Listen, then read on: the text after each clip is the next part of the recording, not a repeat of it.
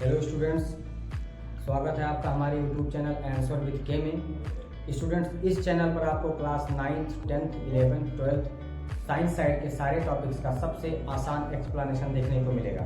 और इसके साथ ही साथ आपको एग्ज़ाम में क्या लिख के आना है, कि कैसे लिख के आना है ताकि आपको ज़्यादा नंबर मिले, तो ये भी इसमें आपको बताया जाएगा। आज हम स्टूडेंट्स शुरू करेंगे क्लास 12th के फिजिक्स यूनिट 1 का टॉपिक वैद्युत आवेश तथा वैद्युत क्षेत्र।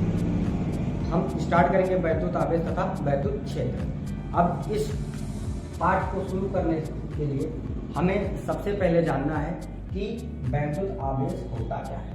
हमको जानना है कि वैद्युत आवेश होता क्या है। हम आवेश को जानेंगे तो विद्युत की सारी घटनाओं को हम आसानी से समझ सकते हैं। तो आवेश क्या है? जैसे आप लोग जानते हैं कि द्रव्यमान पदार्थ का एक गुण होता है जो उसके द्रव्य की मात्रा पर निर्भर करता है ना, जो कभी नहीं परिवर्तित होता है। वैसे ही वैद्युत आवेश भी क्या है? द्रव्यमान की तरह पदार्थ का एक गुण होता है जो उस वस्तु में अगर हो तो उसमें वैद्युत अथवा चुंबकीय बल का अनुभव होता है। अर्थात अगर किसी वस्तु में आवेश है तो उस वस्तु में हमें वैद्युत अथवा चुंबकीय बल का अनुभव होता है। ठीक, तो हम स्टार्ट करते हैं।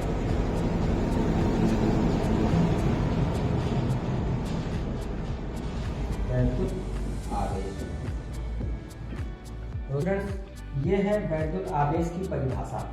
द्रव्यमान की तरह आवेश भी पदार्थ का एक गुण होता है जिसका किसी वस्तु में होने से उसमें वैद्युत एवं चुंबकीय बल का अनुभव होता है। जैसे आप लोग बचपन में एक एक्सपेरिमेंट जरूर किए होंगे कि आप पेन को या कंघी को जब बाल में रगड़ते होंगे तो वो कागज़ के छोटे छोटे टुकड़ों को अपनी ओर आकर्षित कर लेता है। तो ये क्यों होता है? जब हम इसको पेन को या कंघी को अपने बाल में रगड़ते हैं तो वो आवेशित हो जाता है और आवेशित होने के कारण उसमें एक प्रकार का बल उत्पन्न हो जाता है जिससे वो कागज के छोटे छोटे टुकड़ों को अपनी ओर क्या कर लेता है? आकर्षित कर लेता है। ठीक है, तो ये है वैद्युत आवेश। अब आवेश को समझना है तो किसी पदार्थ में आवेश की मात्रा क्या है, इस पर हम लोग बात करेंगे। तो उसके लिए हमें समझना है वैद्युत आवेश का क्वांटीकरण सिद्धांत। वैद्युत आवेश का क्वांटीकरण सिद्धांत। अब ये क्वांटीकरण सिद्धांत क्या होता है स्टूडेंट्स, इस पर हम चर्चा करेंगे। किसी वस्तु में आवेश की कितनी मात्रा है ये हमें पता चलता है आवेश के क्वांटीकरण सिद्धांत से, जो यह बताता है कि किसी वस्तु में उपस्थित आवेश की मात्रा उस वस्तु में उपस्थित इलेक्ट्रॉनों का पूर्ण गुणक होता है। अर्थात जितने इलेक्ट्रॉन होंगे उस वस्तु में उन इलेक्ट्रॉनों का पूर्ण गुणक होता है उस वस्तु में उपस्थित आवेश की मात्रा। तो आवेश को हम लोग Q से प्रदर्शित करते हैं, इसको इंग्लिश में कहते हैं चार्ज। ठीक है, और इसका जो मात्रक होता है वो होता है कूलाम। इसका जो मात्रक होता है वो हमारे एक साइंटिस्ट है चार्ल्स ऑगस्टिन डे कूलाम, उन्हीं के नाम पर इसका मात्रक है कूलाम। ठीक है, C से इसको प्रदर्शित करते हैं। आवेश का मात्रक क्या होता है? कूलाम होता है। ठीक है, तो यहाँ से बताया गया कि किसी वस्तु में उपस्थित आवेश की मात्रा उस वस्तु में उपस्थित इलेक्ट्रॉनों की संख्या का पूर्ण गुणक होता है। ठीक है, या कह सकते हैं आप इंटीजर मल्टीपुल होता है। ठीक है, तो वो होता है जैसे मान लीजिए कि ये कोई पदार्थ है और इसमें इलेक्ट्रॉनों की संख्या n है। ये कोई पदार्थ है, इसमें इलेक्ट्रॉनों की संख्या n है। तो इस वस्तु में टोटल आवेश क्या हो जाएगा? Q हमारा हो जाएगा n इंटू ई। यहाँ पर ये इलेक्ट्रॉन का आवेश है, ई हमारा इलेक्ट्रॉन का आवेश है। इलेक्ट्रॉन का आवेश होता है, ई का मान होता है 1.6 गुणे 10 के घात -19 कूलम। ये इलेक्ट्रॉन का आवेश होता है। Q बराबर n। यही हमारा आवेश का क्वांटीकरण सिद्धांत है। आवेश का क्वांटीकरण सिद्धांत यही है, Q बराबर n। अब चूंकि आवेश जो होते हैं वो दो प्रकार के होते हैं। आवेश दो प्रकार के होते हैं, एक होते हैं धनात्मक आवेश पॉजिटिव चार्ज धनात्मक आवेश, और दूसरे होते हैं ऋणात्मक आवेश नेगेटिव चार्ज। पॉजिटिव चार्ज और नेगेटिव चार्ज, धनात्मक आवेश और ऋणात्मक आवेश। इसलिए इसमें हम इसके आगे प्लस और माइनस लगा देते हैं। इसलिए हम इसमें Q बराबर प्लस माइनस ये नहीं होता है, क्योंकि हमारा जो चार्ज है हो सकता है वो धनात्मक हो या फिर वो ऋणात्मक हो। इसलिए इसके आगे हम क्या लगा देते हैं? प्लस और माइनस लगाते हैं। क्योंकि स्टूडेंट्स आवेश कितने प्रकार का होता है? दो प्रकार का होता है, एक धनात्मक आवेश और एक ऋणात्मक आवेश। ठीक है, तो इस प्रकार से ये होता है। और यहाँ पर ये ई जो है वो इलेक्ट्रॉन का आवेश है और एक इलेक्ट्रॉन का आवेश होता है 1.6 × 10⁻19 कूलाम, 1.6 × 10⁻19 कूलाम। ठीक है, तो यहाँ से हमारा Q बराबर ± ये इलेक्ट्रॉन का क्वांटीकरण सिद्धांत आ गया। अब देखिए आवेश के बीच में हम बल लगता है, ये तो हमको पता है कि आवेश के बीच में बल लगता है, जो कि परिभाषा में आपको बताया गया है। तो वो बल दो प्रकार का होता है, जो आवेशों के बीच बल लगता है वो दो प्रकार का होता है, एक होता है आकर्षी बल और दूसरा होता है प्रतिकर्षी बल। तो कब बल आकर्षी होगा और कब बल प्रतिकर्षी होगा? आकर्षी का मतलब है दोनों आवेश एक दूसरे की ओर आकर्षित हो, एक दूसरे को आकर्षित करें, एक दूसरे की ओर जाएं। और प्रतिकर्षण का मतलब होता है कि दोनों बल एक दूसरे से दूर जाएं, प्रतिकर्षित हों। तो कब आकर्षी बल होगा, कब प्रतिकर्षी बल होगा, ये डिपेंड करेगा कि हमारे आवेश की प्रकृति कैसी है। हमारा दोनों आवेश धनात्मक है, दोनों आवेश ऋणात्मक है, या फिर हमारा दोनों आवेश जो है विपरीत चिन्ह का है। इस पर डिपेंड करेगा कि हमारा बल जो है वो आकर्षी है या प्रतिकर्षी है। तो स्टूडेंट्स आइए हम समझते हैं कि जो हमारा आवेश है उसके बीच जो बल लगेगा वो आकर्षी होगा या प्रतिकर्षी होगा, ये किस तरह से समझते हैं। देखिए आवेश का क्वांटीकरण सिद्धांत होता है Q बराबर ± N और N × E। ठीक है, ये आवेश है, आवेश का मात्रक क्या होता है? कूलाम। आवेश का मात्रक होता है कूलाम, C से प्रदर्शित करते हैं। और कूलाम की बीमा तो आप लोग जानते हैं AT होता है, कूलाम की बीमा AT होता है, ये तो आप लोगों को पता है। ठीक है स्टूडेंट, अब देखिए हमारे आवेश के बीच में जो लगने वाला बल है कब आकर्षी होगा और कब प्रतिकर्षी होगा। देखिए जब दोनों आवेश प्लस प्लस होंगे या माइनस माइनस होंगे, अर्थात दोनों आवेश की प्रकृति समान होगी, दोनों आवेश की प्रकृति क्या होगी? समान होगी। अर्थात या तो दोनों प्लस प्लस हो या तो दोनों माइनस माइनस हो, तब जो बल होगा वो हमारा प्रतिकर्षी बल होगा। जो बल लगेगा उस समय वो प्रतिकर्षी बल होगा। अर्थात दोनों आवेश अगर प्लस प्लस है या दोनों आवेश माइनस माइनस हैं तो उनके बीच में कौन सा बल लगेगा? प्रतिकर्षण बल लगेगा। तथा अगर एक प्लस है दूसरा माइनस है और एक माइनस है दूसरा प्लस है, इस प्रकार से अगर स्टूडेंट्स की दोनों का जो चिन्ह है वो विपरीत है, यहाँ समान ना होकर के क्या हो स्टूडेंट्स? विपरीत हो। तो अगर विपरीत होंगे तो उनके बीच आकर्षी बल लगेगा, अर्थात वो दोनों को अपनी ओर क्या करेगा? आकर्षित करेगा, दोनों एक दूसरे की ओर आकर्षित होंगे। तो बल, ये बल की प्रकृति है, किस तरह से हमारा बल प्रतिकर्षी होगा या आकर्षी होगा, ये डिपेंड करता है उनके नेचर पर। अगर दोनों आवेश प्लस हैं या दोनों आवेश माइनस हैं तो ये होंगे प्रतिकर्षी बल, और अगर एक प्लस है दूसरा माइनस है या एक माइनस है दूसरा प्लस है तो ये होगा आकर्षी बल। ठीक है स्टूडेंट्स, तो आइए इस पर एक उदाहरण देख लेते हैं। आवेश के क्वांटीकरण सिद्धांत पर हम लोग एक उदाहरण छोटा सा देख लेते हैं। तो देखिए स्टूडेंट्स, यहाँ पर एक उदाहरण है। धातु के एक अति सूक्ष्म गोले पर 5 × 10⁶ इलेक्ट्रॉन है। गोले पर आवेश की मात्रा ज्ञात है। ये हमारे क्वांटीकरण पर के सिद्धांत पर आधारित एक छोटा सा उदाहरण है। हम जानते हैं हमारा क्वांटीकरण का सिद्धांत होता है Q बराबर ±N। ठीक है, यहाँ पर N जो होता है ये क्या होता है? इलेक्ट्रॉन की संख्या होती है। N जो होता है वो क्या होता है? इलेक्ट्रॉन की संख्या होती है। N हमारा ये मार्कर मोटा चल रहा है। यहाँ पर N जो होता है वो इलेक्ट्रॉन की क्या होती है? संख्या होती है। और E हमारा क्या होता है? इलेक्ट्रॉन का आवेश होता है, जिसका मान होता है 1.6 × 10⁻19 कूलाम। ठीक, अब यहाँ पर हमारे प्रश्न में दिया गया है धातु के अति सूक्ष्म गोले पर 5 × 10⁶ इलेक्ट्रॉन, अर्थात इतने इलेक्ट्रॉन हैं, मतलब इलेक्ट्रॉनों की संख्या गोले पर इतना है। तो इलेक्ट्रॉनों की संख्या को हम प्रदर्शित करते हैं N। तो N बराबर हमारा हो जाएगा 5 × 10⁶। ये इलेक्ट्रॉनों की संख्या है। अब कह रहा है उस पर हमें आवेश ज्ञात करना है। आवेश का मतलब हमको Q ज्ञात करना है स्टूडेंट्स। तो Q बराबर हमारा होता है Ne प्लस माइनस N या N। अब यहाँ पर देखिए N का मान है 5 × 10⁶। N का मान है 5 × 10⁶। यहाँ बीच में कोई चिन्ह नहीं है तो हमें पता है घोड़ा छिपा होता है, हो जाएगा गुणे E का मान होता है 1.6 × 10⁻⁻19। ई का मान हमको यहाँ से पता है स्टूडेंट्स, हमको याद है, और एन का मान दिया गया है 5 × 10⁶।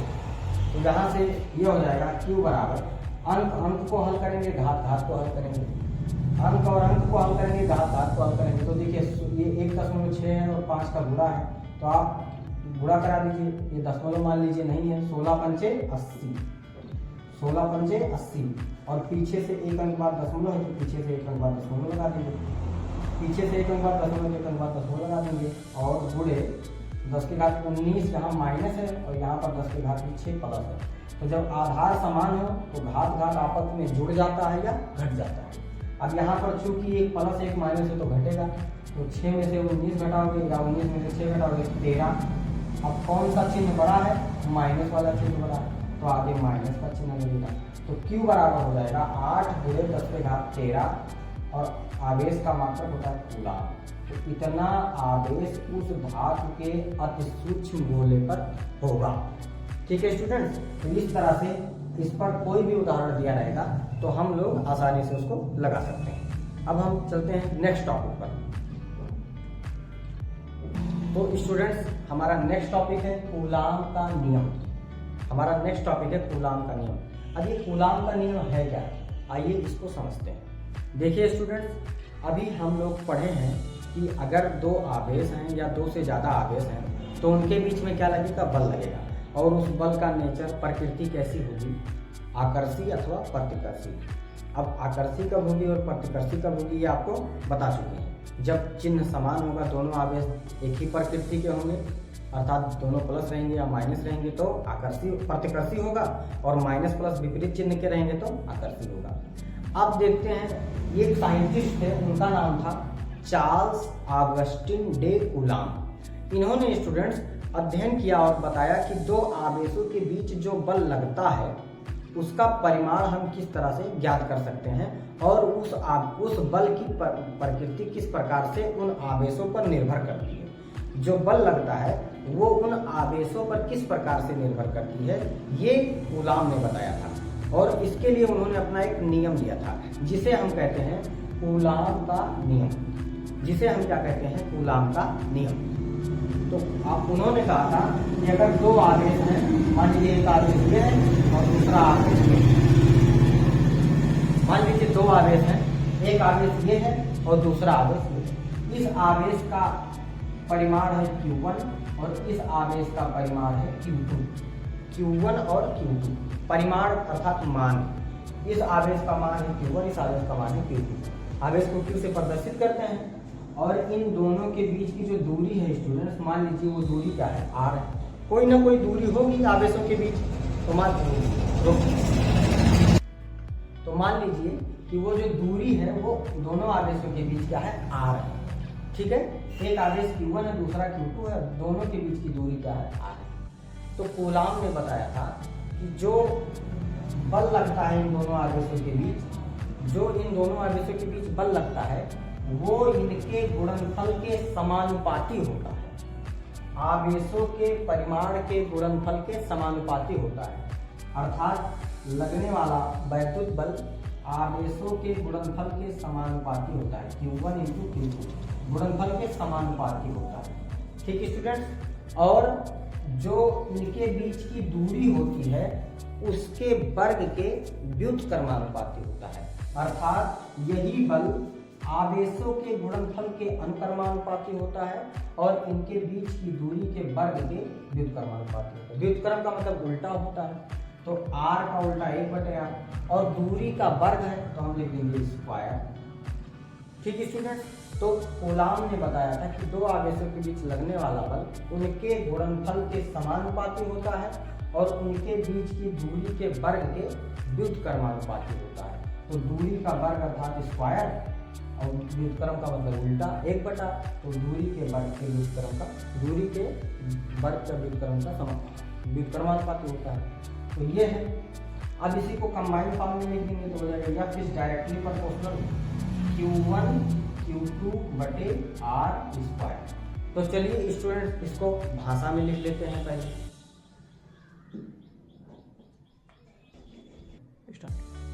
तो स्टूडेंट्स ये देखिए, ये है कूलाम का नियम।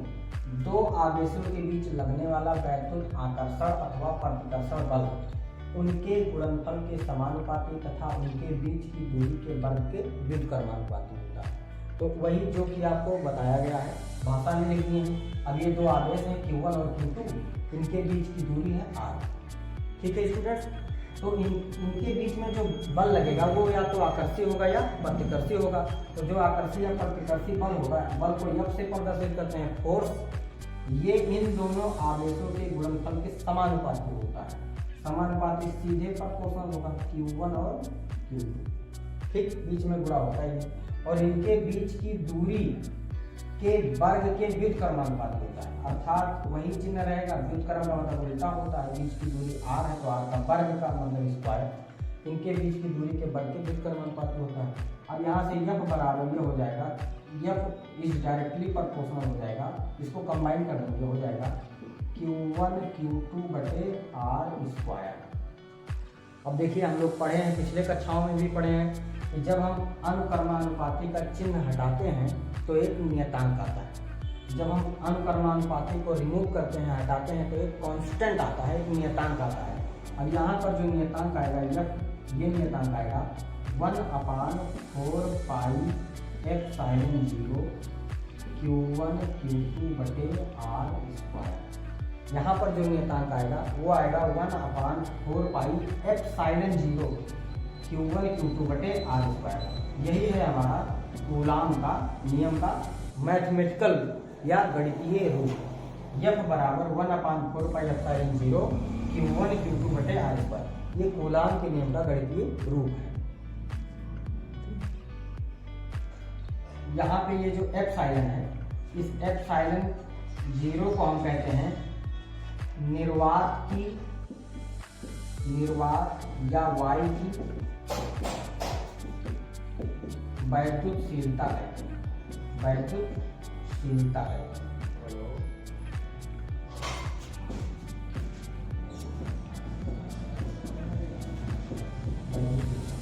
एप्सिलॉन 0 को निर्वात या वायु की वैद्युतशीलता कहते हैं।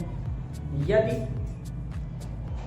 हमारा जो आवेश है ये वायु में या निर्वात में ना हो, अगर वायु और निर्वात में ना होकर किसी अन्य माध्यम में हो, तो उसके लिए केवल एप्सिलॉन लिखते हैं। ये होता है माध्यम की वैद्युतशीलता, माध्यम की वैद्युतशीलता, ये होता है माध्यम की वैद्युतशीलता। कि जब किसी माध्यम में रहेगा तो वो हो जाएगा माध्यम की वैद्युतशीलता, लेकिन अगर वायु में रहेगा तो हो जाएगा निर्वात की वैद्युतशीलता। इसका मान होता है 8.85 × 10⁻⁻12 कूलाम स्क्वायर प्रति न्यूटन मीटर स्क्वायर। अभी ये हम बताएंगे आपको कि इसका मात्रक कैसे कूलाम स्क्वायर प्रति न्यूटन मीटर स्क्वायर आता है। तो इसका मात्रक ये होता है और मान ये होता है। ये मात्रक स्टूडेंट्स कंपटीशन के एग्जाम में भी आता है। जैसे जब मैं BHU का एग्जाम देने गया था तो मेरे एग्जाम में भी ये पूछा था। तो आप लोग इसको याद रख लेंगे कि वैद्युतशीलता का जो मात्रक होता है वो होता है कूलाम स्क्वायर प्रति न्यूटन मीटर स्क्वायर। ठीक है, तो यहाँ से 1/4 पाई एप्सिलॉन 0 Q1 Q2 बटे R स्क्वायर, ये कूलाम के नियम का गणितीय रूप है।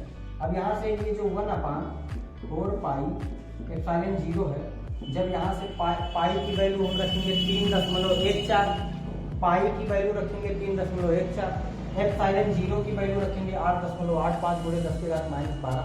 फिर इस पूरे को सॉल्व करेंगे तो हमारा उत्तर आएगा 9 × 10⁹, अर्थात 1/4 पाई एप्सिलॉन 0 का जो मान होता है वो होता है 9 × 10⁹। अब यहाँ पे एप्सिलॉन 0 नीचे है तो मात्रक भी उल्टा हो जाएगा, तो ये हो जाता है न्यूटन मीटर स्क्वायर बटे कूलाम स्क्वायर। चूंकि एप्सिलॉन 0 नीचे है तो मात्रक भी उल्टा हो जाएगा, लेकिन वैद्युतशीलता का मात्रक क्या होता है स्टूडेंट? कूलाम स्क्वायर प्रति न्यूटन मीटर स्क्वायर। ठीक है स्टूडेंट, तो ये हमारा कूलाम के नियम का गणितीय रूप है और ये भाषा है। अब इसी को अगर हम वेक्टर फॉर्म में पढ़ें तो वेक्टर फॉर्म में क्योंकि हमारा बल सदिश राशि है ना, बल सदिश राशि होता है, तो वेक्टर फॉर्म में क्या होता है? F = 1/4 pi epsilon 0 Q1 Q2 बटे R स्क्वायर है ना। अब यहाँ पर हम क्या करेंगे? R टैग से मल्टीप्लाई करा देंगे। तो ये आर कैट यूनिट वेक्टर होता है। यूनिट वेक्टर का मतलब एक एकांक सदिश जिसका मान क्या होता है, 1 होता है। तो इसलिए हम 1 से तो कहीं भी गुणा कर सकते हैं। तो कैट लगा है मतलब एकांक सदिश है, तो यहाँ पर एकांक सदिश हो जाएगा और ये हो जाएगा, यहाँ वेक्टर लगा देंगे। ये हमारा कूलाम के नियम का सदिश रूप है।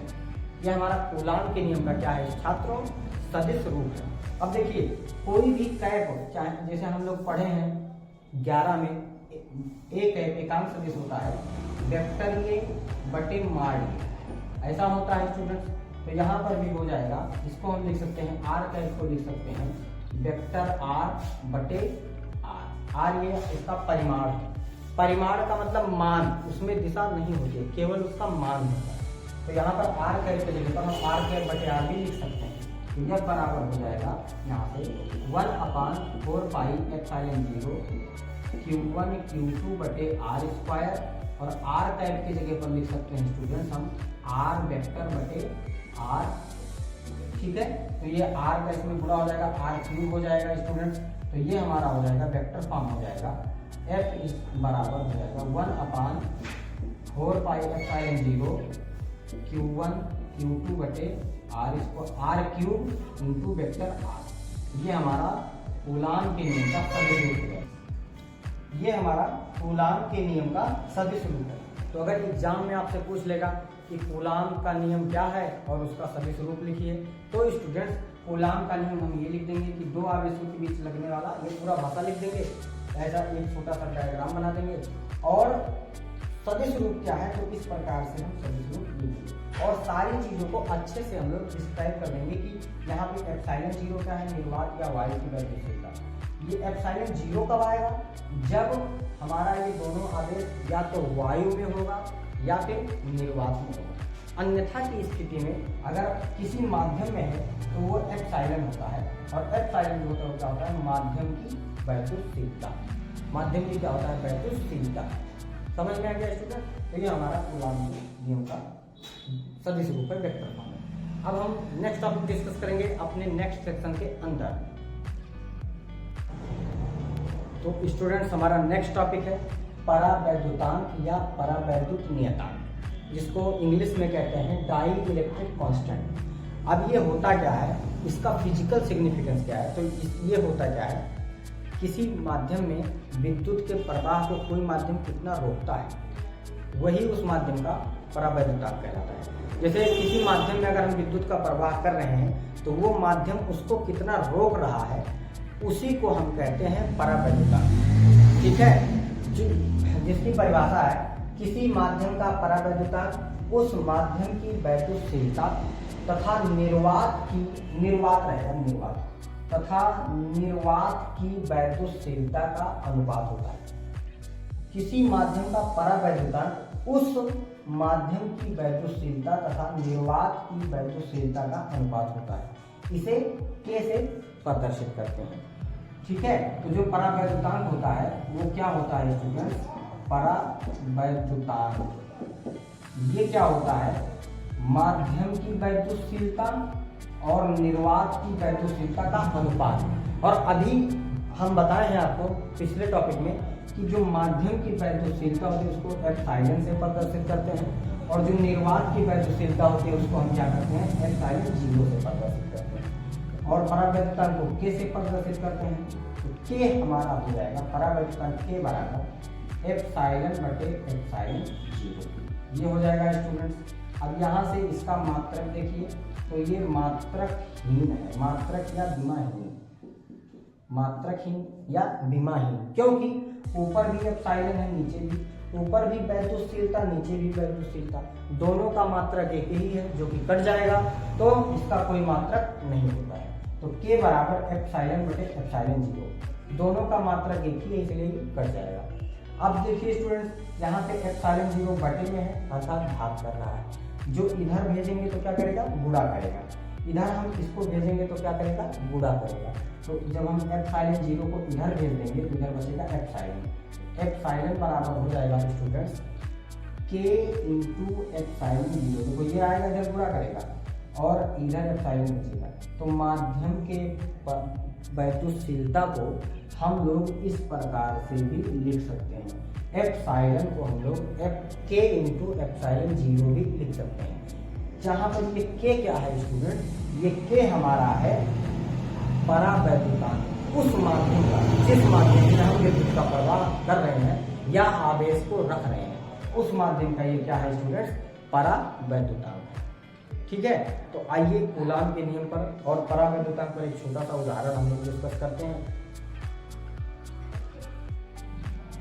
तो स्टूडेंट्स देखिए, ये हमारा एक उदाहरण है, एग्जाम्पल है। 30 सेंटीमीटर दूरी पर रखे दो सूक्ष्म आवेशित गोलों पर क्रमशः 2 × 10⁻⁷ कूलाम और 3 × 10⁻⁷ कूलाम आवेश हैं। इनके बीच लगने वाले वैद्युत बल का परिमाण यानी उसका मान एवं प्रकृति बताइए। प्रकृति का मतलब कि वो बल आकर्षी होंगे अथवा प्रतिकर्षी होंगे। ये हमारे एनसीईआरटी के किताब का पहला सवाल है, इसको हम उदाहरण के रूप में यूज कर रहे हैं। ठीक है, तो हमको दिया है दोनों आवेशों के बीच की दूरी दिया है और यहाँ पर आवेश का परिमाण दिया है। ठीक है स्टूडेंट, तो कूलाम के नियम में हम जो फार्मूला पढ़े थे, आइए उसी को दिमाग में लाते हुए हम लोग सॉल्व करते हैं। इसका सॉल्यूशन देखते हैं, इसका सॉल्यूशन देखते हैं। यहाँ पर देखिए दोनों के बीच की दूरी को हम लोग r से प्रदर्शित करते हैं, तो दूरी हो जाएगा r बराबर कितना है, 30 सेंटीमीटर है। अब देखिए स्टूडेंट्स, कुछ चीज़ें हैं जो कि आप लोग दिमाग में रख लीजिए। कोई भी चीज़ अगर हमको CGS पद्धति में दिया हो तो हमें पहले उसको MKS या स्टैंडर्ड इंटरनेशनल सिस्टम में बदलना है, SI पद्धति में बदलना है। अगर हमारा सेंटीमीटर है तो इसको हमें किस में बदलना है, मीटर में। और सेंटीमीटर को मीटर में बदलने के लिए 10⁻⁻² से गुणा करते हैं। ठीक है, गुणा करते हैं। मिलीमीटर को मीटर में बदलने के लिए 10⁻³ से गुणा करते हैं। ठीक है स्टूडेंट्स, मतलब मिली हो या सेंटी हो, ये हम लोग हर सभी पर फॉलो करेंगे। माइक्रो हो तो इसके लिए हम 10⁻⁻6 का गुणा करते हैं। अगर नैनो हो तो 10⁻⁻9 का गुणा करते हैं। अगर पीको हो तो 10⁻⁻12 का गुणा करते हैं। ये स्टूडेंट्स आप लोग इसको याद कर लीजिएगा और इसको अच्छे से लिख के रट लीजिएगा। सेंटीमीटर से बदलने के लिए हम 10⁻² से गुणा करते हैं। मिली से बदलने के लिए 10⁻³ से गुणा करते हैं। माइक्रो हो तो 10⁻6 से गुणा करते हैं। नैनो हो तो हम 10⁻9 से गुणा करते हैं। पीको हो तो 10⁻12 से गुणा करते हैं। और भी हैं, अगर थर्मी हो तो 10⁻15 से गुणा करते हैं। अगर फेम्टोमीटर हो तो वो सब आगे आएगा। ज़्यादातर आपको इसी का यूज मिलेगा आपके पूरे फिजिक्स में। तो स्टूडेंट यहाँ पे ये हमारा सेंटीमीटर है और सेंटीमीटर को मीटर में बदलना या इन सब को मीटर में बदलना या MKS में बदलना, ये आपका पहला उद्देश्य होना चाहिए। कैलकुलेशन बहुत आसान होता है स्टूडेंट्स, आप लोग कैलकुलेशन से डरते हैं, लेकिन मैं आपको इतने आसानी से, इतनी सरलता से कैलकुलेशन सिखाऊंगा कि सारे सवाल आप बहुत ही आसानी से कर ले जाएंगे। बस तो यहाँ पे देखिए, ये हमारा है सेंटीमीटर में स्टूडेंट, तो हम पहले इसको मीटर में बदलेंगे और मीटर में बदलने के लिए हम क्या करेंगे, 30 × 10⁻⁻² से गुणा करेंगे। 10⁻⁻² से गुणा करेंगे तो ये मीटर हो जाएगा। ठीक स्टूडेंट, अब यहाँ पे देखिए, ये हमारा पहला आवेश है और ये दूसरा आवेश है। तो पहला आवेश होता है Q1, ये हमारा है 2 × 10⁻⁷ कूलाम, और दूसरा आवेश Q2 है हमारा, दूसरा आवेश है 3 × 10⁻⁷ कूलाम। स्टूडेंट, ये हमारा दूरी है और ये हमारा आवेश है। मैं कहीं से जादू से नहीं लिख रहा हूँ, यहाँ पर प्रश्न में दिया है, क्वेश्चन में दिया है, वही मैं लिख रहा हूँ स्टूडेंट्स। ठीक है, तो यहाँ पे देखिए, हमको याद करना है बल। यह बल कैसा होगा और इसकी प्रकृति कैसी होगी, अर्थात ये बल आकर्षी होगा अथवा प्रतिकर्षी होगा। तो चलिए हम लोग क्वेश्चन सॉल्व करते हैं। स्टूडेंट्स, कूलाम का नियम का गणितीय रूप होता है F बराबर 1/4πε0। यहाँ पर कोई माध्यम नहीं दिया गया है, तो जब माध्यम नहीं दिया होता है तो वायु हम मान लेंगे, वायु मानेंगे तो यहाँ पे ε0 रखेंगे, ये अंडरस्टूड होता है। अगर कोई और माध्यम होता तो यहाँ पर एप्सिलॉन रखते स्टूडेंट, लेकिन कोई माध्यम नहीं दिया है तो अंडरस्टूड है कि वायु क्या निर्वात होगा। तो F बराबर 1/4 पाई एप्सिलॉन 0 Q1 Q2 बटे R स्क्वायर। ये स्टूडेंट्स ये होता है फार्मूला। ठीक, अब हम इसी पर सबका मान रखते हैं और लगाते हैं, प्रश्न को सॉल्व करते हैं। तो F बराबर हो जाएगा स्टूडेंट्स 1/4 पाई एप्सिलॉन 0। इसका मान मैं आपको बताया हूँ 9 गुणे 10 के घात 9 होता है। इसका मान स्टूडेंट रट लीजिए 9 गुणे 10 के घात 9 होता है और बीच में कोई चिन्ह नहीं है तो गुणा छिपा होता है। स्टूडेंट्स Q1 का मान देखो यहाँ से दिया है, Q1 का मान कितना दिया है 2 गुणे 10 के घात -7। ये देखो यहाँ दिया है स्टूडेंट, बीच में गुणा है। Q2 का मान स्टूडेंट कितना है, Q2 का मान देखो कितना है 3 गुणे 10 के घात -7 है स्टूडेंट, और बटे R का मान स्टूडेंट कितना है, ये मान नहीं रखेंगे हम, ये मान रखेंगे क्योंकि मीटर में बदलेंगे। तो R का मान स्टूडेंट्स है 30 गुणे 10 के घात -2। चूंकि स्टूडेंट्स यहाँ स्क्वायर है तो हम इस पूरे का क्या कर देंगे, स्क्वायर कर देंगे। देखिए स्टूडेंट्स यहाँ स्क्वायर है तो पूरे का क्या कर देंगे, स्क्वायर कर देंगे। अब देखिए स्टूडेंट्स यहाँ पर हम क्या करेंगे, इसको यहाँ लिख ले रहे हैं F बराबर अंक को अलग कर ले रहे हैं, घात को अलग कर ले रहे हैं। गुणे में है तो इधर उधर कर सकते हैं। तो ये हो जाएगा 9 गुणे 2 गुणे 3, अंक अलग कर लिए। अब घात ये हो जाएगा 10 के घात 9 और ये हो जाएगा 10 के घात -7 और ये हो जाएगा 10 के घात -7। स्टूडेंट से -7 यहाँ हो गया और ये 9 यहाँ आ गया बटे। अभी देखिए ये स्क्वायर 30 का भी, ये स्क्वायर इसका भी है क्योंकि बाहर है। तो 30 का स्क्वायर का मतलब होता है स्टूडेंट, स्क्वायर का मतलब होता है 2 बार गुणा, 30 गुणे 30। अब 30 3 त्रिका 9 और 2 जीरो उतार देंगे तो कितना आएगा स्टूडेंट 900। यहाँ पे लिख देंगे 900 गुणे 10 के घात -2 का स्क्वायर करेंगे। तो स्टूडेंट्स घात हो उसके ऊपर घात हो तो घात का गुणा हो जाता है। तो घात का गुणा हो जाएगा तो 2 दूनी 4 -4 हो जाएगा। घात के केस में माइनस का प्लस नहीं होता है तो 2 दूनी 4 -4 हो जाएगा। ये हो जाएगा 10 के घात -4। ठीक है स्टूडेंट, अब देखिए यहाँ से 9 से काट दीजिए, 9 एकम 9 और 9 एकम 9, 2 जीरो है 2 जीरो उतार दीजिए स्टूडेंट। अब ये बराबर हो जाएगा 2 एकम 2, 2 तिहाई 6 स्टूडेंट्स हो जाएगा 6 गुणे 10 के घात कितना है 9 और गुणे 10 के घात -7 देखो आधार समान है, घात समान है, चिन्ह समान है तो जुड़ जाएगा। आधार समान है, घात समान है और चिन्ह समान है स्टूडेंट तो जुड़ जाएगा। ये भी माइनस ये भी माइनस है तो 10 के घात 7 माइनस हो जाएगा 14 और बटे में स्टूडेंट्स ये 100 है।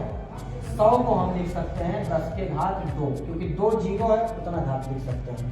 100 को लिख सकते हैं 10 के घात 2 और गुणे स्टूडेंट्स ये 10 के घात -4 है तो 10 के घात -4 हो जाएगा।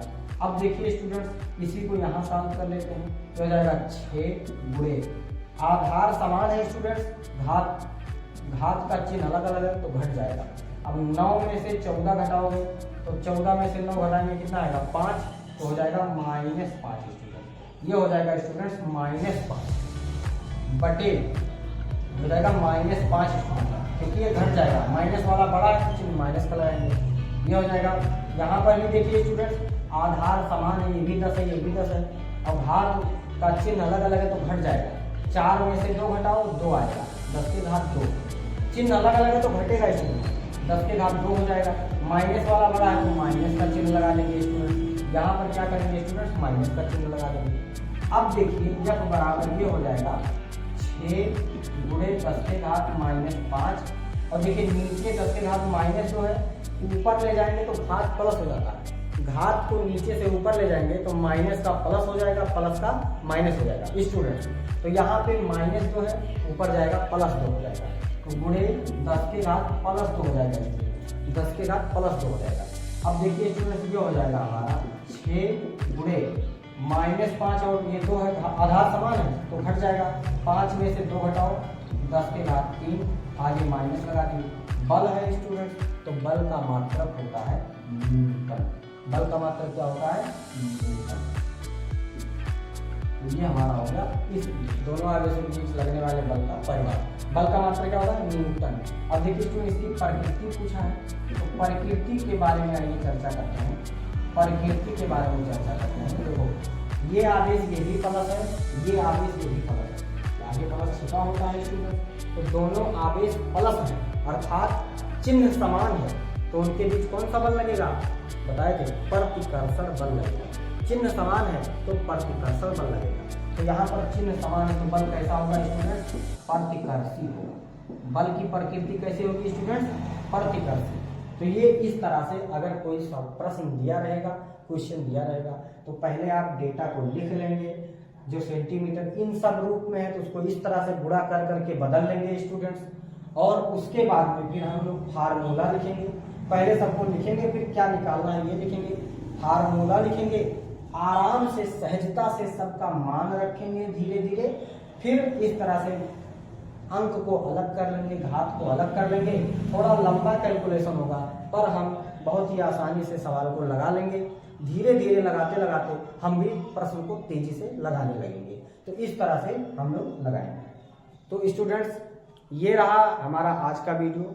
आप चैनल को सब्सक्राइब कीजिए, वीडियो को लाइक कीजिए और शेयर कीजिए। कमेंट करके बताइए कि आपको ये वीडियो कैसा लगा। यदि इससे आपका फायदा हो रहा है, आपको समझ में आ रहा है, तो आप अपने दोस्तों को भी शेयर कीजिए, उनको भी बताइए, और कोई कहीं कमी रह गई हो तो उसको भी कमेंट में लिखिए। हम आप उस कमी को अगले वीडियो में सुधार करने की कोशिश करेंगे। धन्यवाद।